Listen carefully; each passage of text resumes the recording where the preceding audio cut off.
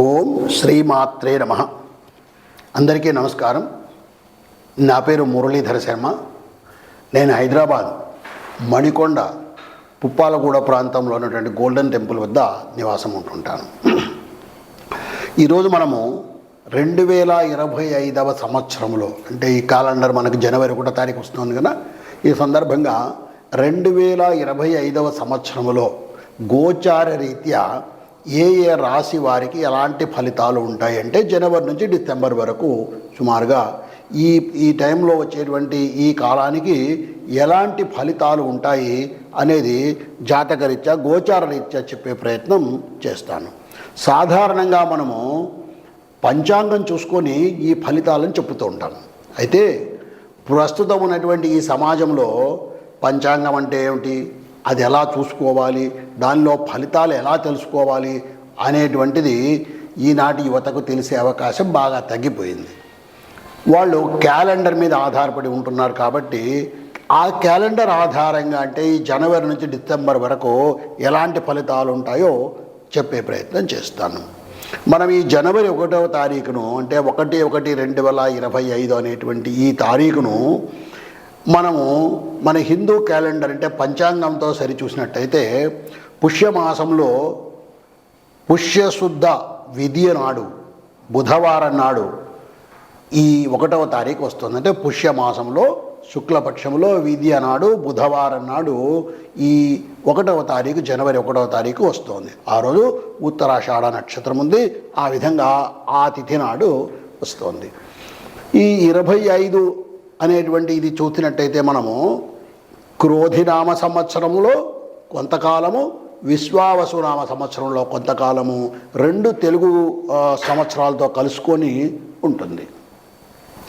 ఈ జనవరి 1వ తారీఖు నాడు, జనవరి 1, 2025 నాడు కాస్త గ్రహస్థితి ఏ విధంగా ఉందో కూడా మనం తెలుసుకునే ప్రయత్నం చేద్దాం. దానివల్ల మనకు అసలు మనం గోచారం ఎలా తెలుసుకోవాలన్నది అర్థమవుతుంది.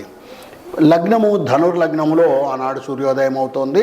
అంటే రవి ధనుర్లగ్నంలో అగ్ని రాశిలో ఉంటున్నారు ఆయన. ఆ తర్వాత రవి చెప్పాను కదా, రవి కూడా ధనుస్సులోనే ఉన్నాడు. చంద్రుడు మకర లగ్నంలో ఉన్నాడు. కుజుడు వక్రస్థితిలో కర్కాటక రాశిలో ఉన్నాడు. బుధుడు వృశ్చిక రాశిలో, గురువు వృషభ రాశిలో, శుక్రుడు కుంభరాశిలో, శని కూడా కుంభరాశిలోనే స్వక్షేత్రంలో ఉన్నాడు. రాహువు మీనరాశిలో, అలాగే కేతువు కన్యారాశిలో ఉన్నాడు. ఈ విధంగా 2025 జనవరి 1 నాడు గ్రహస్థితి ఉంటుంది. సూర్యోదయం అవుతున్నటువంటిది ధనుర్లగ్నంలో అవుతుంది. ధనుర్లగ్నము శుభలగ్నము కాబట్టి 2025 సంవత్సరం కూడా శుభంగా ఉంటుందని ఆశిద్దాము.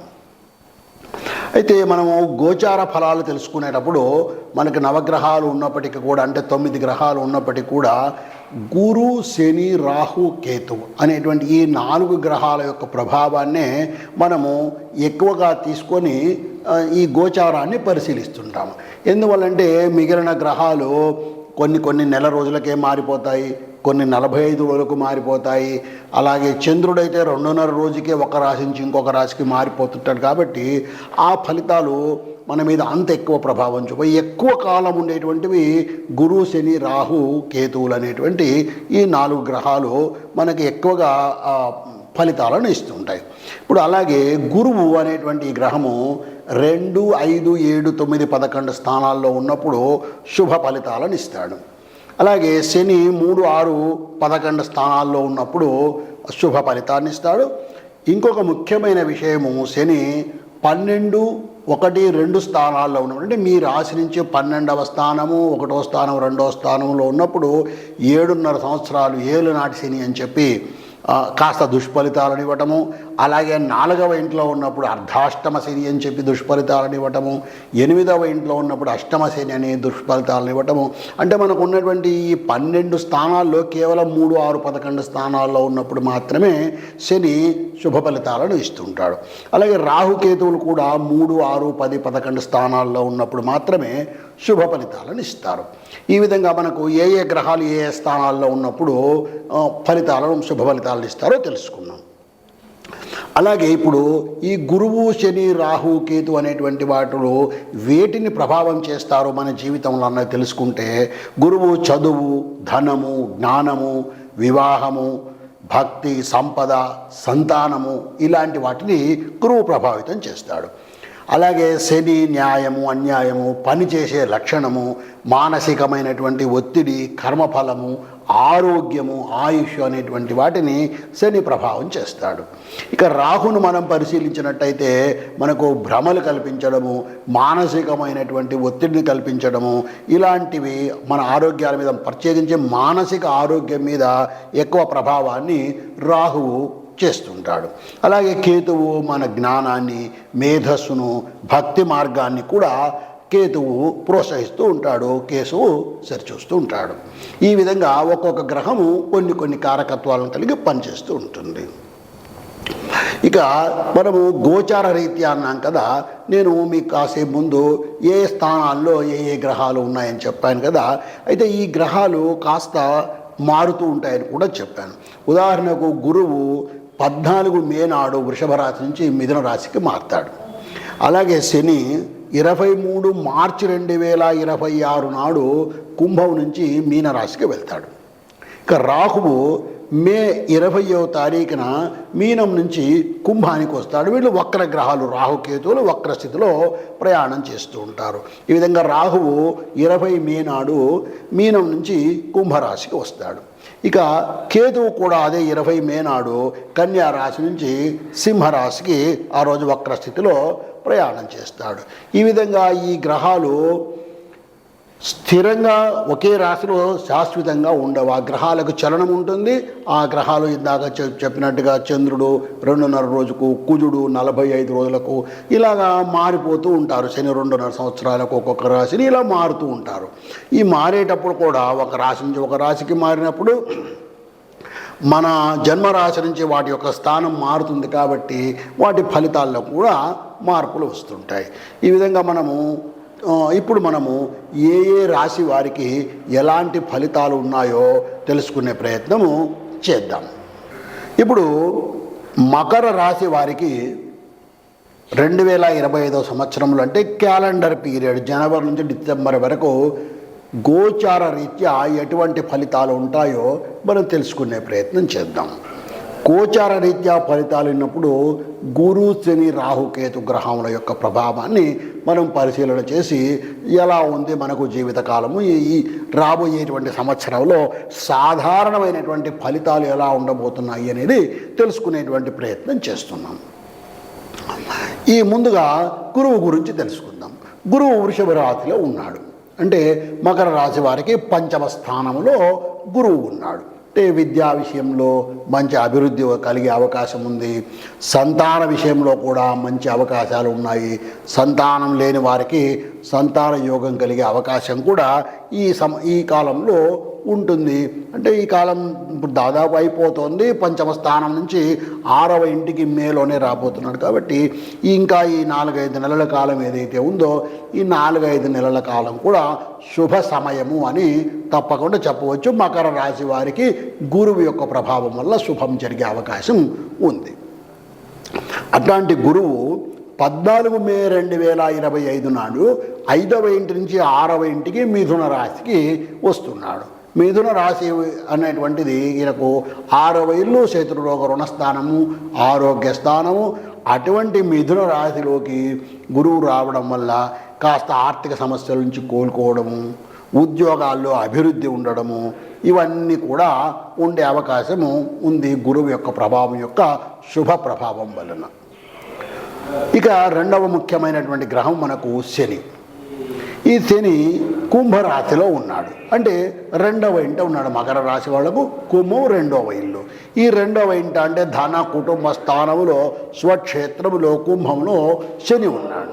దీనివల్ల ఏమవుతుంది అంటే ఆరోగ్య సమస్యలు రావడము, కుటుంబంలో ఇబ్బందులు ఏర్పడము, ప్రత్యేకించి పెద్దవాళ్ళు ఉంటే కనుక వాళ్ళ పెద్దలకు ఆరోగ్య సమస్యలు రావడము ఎక్కువగా ఉండేటువంటి అవకాశం ఉంటుంది. తర్వాత ఈ మకర రాశి వారికి కుంభములో ఉన్నటువంటి శని 29 మార్చి 2025 నాడు 3వ ఇంటికి మీనరాశిలోకి ప్రవేశిస్తున్నాడు. ఎప్పుడైతే ఈ రాహువు శని మీనరాశిలోకి ప్రవేశిస్తున్నాడో కాస్త అన్నదమ్ముల మధ్యన విభేదాలు ఏర్పడము, మానసికంగా ఎక్కువ శ్రమ ఏర్పడము, అనవసరమైనటువంటి మాటల వలన విభేదాలు పెరగడము, ఇలాంటివి జరిగేటువంటి అవకాశము ఈ శని ప్రభావం వలన ఎక్కువగా ఉండేటువంటి పరిస్థితి ఉంది. కాబట్టి తప్పకుండా ఈ మకర రాశి వాళ్ళు ఈ శని ప్రభావాన్ని తగ్గించుకోవడానికి తగినటువంటి పరిష్కారాలను చేసుకోవాలి. ఆ తర్వాత మనకు ముఖ్యమైనటువంటి గ్రహము రాహుగ్రహము. ఈ రాహువు ప్రస్తుతము మీనరాశిలో ఉన్నాడు. మీనరాశి అంటే మకరం వారికి తృతీయ స్థానం అవుతుంది. ఈ తృతీయ స్థానంలో ఈ రాహు ఉండడం వల్ల తీవ్ర గ్రహము, తర్వాత పాపగ్రహము ఉండడం వలన కాస్త అన్నదమ్ముల మధ్యన విభేదాలు ఏర్పడము, కొత్తగా చేసే ప్రయత్నాలు ఇబ్బందులు పడడము, ఇలాంటివన్నీ కూడా ఈ రాహుగ్రహం వల్ల జరిగే అవకాశం ఉంది. అయితే ఇటువంటి రాహుగ్రహము ఫిబ్రవరి 20, 2025 నాడు మీనం నుంచి కుంభరాశికి వస్తాడు. వక్రగ్రహం కాబట్టి ఇది వెనక్కు ప్రయాణం చేస్తుంది, కుంభరాశిలోకి వస్తాడు. ఈ కుంభము 2వ ఇల్లు ఈ మకర రాశి వారికి. ఈ కుంభంలో ఉండడం వల్ల మాటల వలన అనవసరమైనటువంటి ఇబ్బందులు కలిగే అవకాశం ఎక్కువగా ఉంటుంది. కాబట్టి ఇతరులతో మాట్లాడేటప్పుడు ఆచితూచి మాట్లాడడం, అది అన్నదమ్ములు తల్లిదండ్రులు అయినా సరే కాస్త జాగ్రత్తగా ఆలోచన చేసుకొని మాట్లాడడం అనేది తప్పకుండా ఈ మకర రాశి వాళ్ళు అలవాటు చేసుకోవాలి. లేకపోతే ఈ రాహుగ్రహం యొక్క ప్రభావం వలన అనవసరమైనటువంటి చీకాకులు ఏర్పడే అవకాశం ఉంది. ఈయన ఫిబ్రవరి 2025 నాడు 2వ ఇంటికి కుంభరాశికి వస్తున్నాడు. దానివల్ల ఇలాంటి ఫలితం ఉండే అవకాశం ఉంది. ఇక మరొక గ్రహము కేతు గ్రహం. కేతువు ప్రస్తుతం కన్యారాశిలో ఉన్నాడు, అంటే 9వ స్థానంలో ఉన్నాడు, భాగ్యస్థానంలో ఉన్నాడు. ఇక్కడ ఈయన ఏం చేస్తాడో మన యొక్క ఆధ్యాత్మికపరమైనటువంటి ఆలోచనలు పెంచుతాడు. దాని వలన మనకు ప్రయాణాలు పెరగడము, కొత్త ప్రాంతాలకు వెళ్ళడము, దేవాలయ దర్శనం జరగడము, ఇలాంటివన్నీ కూడా జరిగేటువంటి అవకాశం ఉంటుంది కేతువు యొక్క ప్రభావం వలన. ఇట్లాంటి కేతువు ఫిబ్రవరి 2025 20వ తారీఖు నాడు సింహరాశిలోకి, అంటే 8వ స్థానంలోకి వస్తున్నాడు. 8వ స్థానంలోకి ఎప్పుడైతే వస్తున్నాడో అది పాపస్థానం. ఆ పాపస్థానంలోకి ఈ కేతు గ్రహం ఎప్పుడైతే చేరుతున్నాడో లేనిపోని కన్ఫ్యూజన్స్ను క్రియేట్ చేయడం మొదలు పెడతాడు. ఆర్థిక విషయాల్లో చాలా జాగ్రత్తగా ఉండాలి, రహస్యంగా వ్యవహరించాలి. పెట్టుబడులు పెట్టేటప్పుడు కూడా కాస్త జాగ్రత్తగా నిర్ణయాలు తీసుకొని ఆలోచన చేసుకోవాలి. ఖర్చులు చేసేటివి ఏవైనా ఉన్నా కూడా ఒక వ్యయము అనేటువంటిది చేసేటప్పుడు ఒక ప్రణాళిక వేసుకొని, ఒక ఆలోచన చేసుకొని దాని ప్రకారం చేసుకోవాలి. అలా చేయకపోయినట్టయితే ఈ మకర రాశి వాళ్ళు కాస్త ఇబ్బంది పడతారు.